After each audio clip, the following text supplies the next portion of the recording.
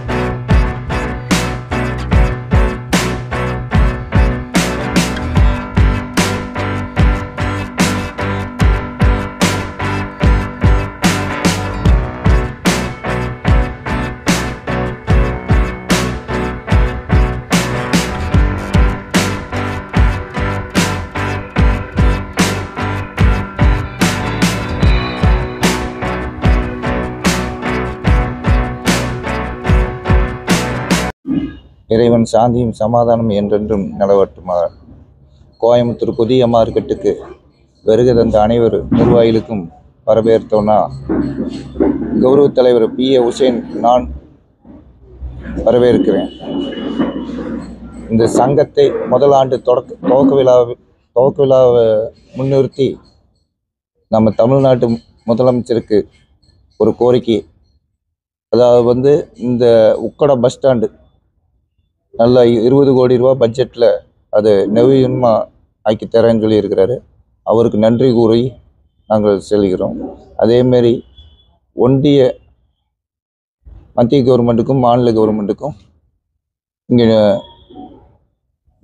Metro train வருகிறது, அதுக்கும் நன்றி செலுத்தி நாங்கள் தெரிகிறோம். 150 கடை இருக்குது. அதிகப்படும் உக்கடம் நியூ மார்க்கெட்டு கோயம்புத்தூரில் புதுசாக நாங்கள் தொடங்கி இருக்கிறோம். அதில் கார் சர்வீஸு, காரோட பார்ட்ஸுகள், என்னென்ன புதிய பார்ட்ஸுகள் இங்கே நியாயமான விலையில் மக்களுக்கு கவரக்கூடிய இதில் நாங்கள் கொடுக்குறோம். கேரளாக்காரங்களும் பொள்ளாச்சியும் மேட்டுப்பாளையமும் திருப்பூரும் ஹோல்சேல் மார்க்கெட்டாக இது நாங்கள் உருவாக்கிட்டு இருக்கிறோம். அந்த ஹோல்சேலில் மார்க்கெட்டு புதிய கார்களுக்கு என்ன தேவை அத்தியாவசியம் இருக்குதோ அதுகளும், பின்ன பார்ட்ஸுகளும், மோட்ரு, இந்த டூல்ஸு, இந்த சம்மந்தப்பட்டது இப்போ புதுசாக நாங்கள் உருவாக்கி இது பண்ணிகிட்ருக்குறோம். இதுக்கு இந்த 150 கடைக்காரங்களும் ஒத்துழைப்போடு நாங்கள் செய்கிறோம். இந்த கடைக்காரங்களுக்காக வேண்டி என்னென்ன சலுகை இருக்குதோ அந்த கட்டமைப்பு நம்ம தமிழ்நாடு முதலமைச்சருக்கு நம்ம என்னென்ன தேவை இருக்குதோ அதை நாங்கள் ஒரு கோரிக்கையாக வச்சு இந்த இதுகளுக்கு தேவையானது நாங்கள் செய்கிறதுக்கு முன் வந்திருக்கிறோம். கல்வி தொகை வருஷத்துக்கு அங்கே நம்ம என்ன குழந்தைகளுக்கு கல்வி தொகை இருக்குதோ படிப்பு கல்வித்தொகை, அதே மாதிரி மருத்துவ நிதி அது என்ன உண்டாலும் அது ஒரு மாதத்துக்கு ஒரு 3 பேர்த்துக்கு ஒரு தேர்ந்தெடுத்து அந்த ஒரு தொகையும் கொடுக்கறது. அதே போக ஏழை பெண்களுக்கு திருமண நிதி, அதே மாதிரி டைலர் கிளாஸு, இந்த மாதிரி ஒரு திட்டத்தை நாங்கள் முன்னிறுத்தி செய்யலான்னு சொல்லி ஒரு முடிவுக்கு வந்திருக்கிறோம். வருங்காலத்தில் நம்ம கலெக்டரு, நம்ம கமிஷனர் இவங்களை எல்லாம் வச்சு இதுக்கெல்லாம் ஒரு பரிசீலனை பண்ணி நாங்கள் செய்யலான்னு சொல்லி ஒரு நாடி இருக்கிறோம். இது நிர்வாகத்துக்குள்ளே பேசி நாங்கள் ஒரு முடிவு பண்ணி வச்சுருக்கிறோம்.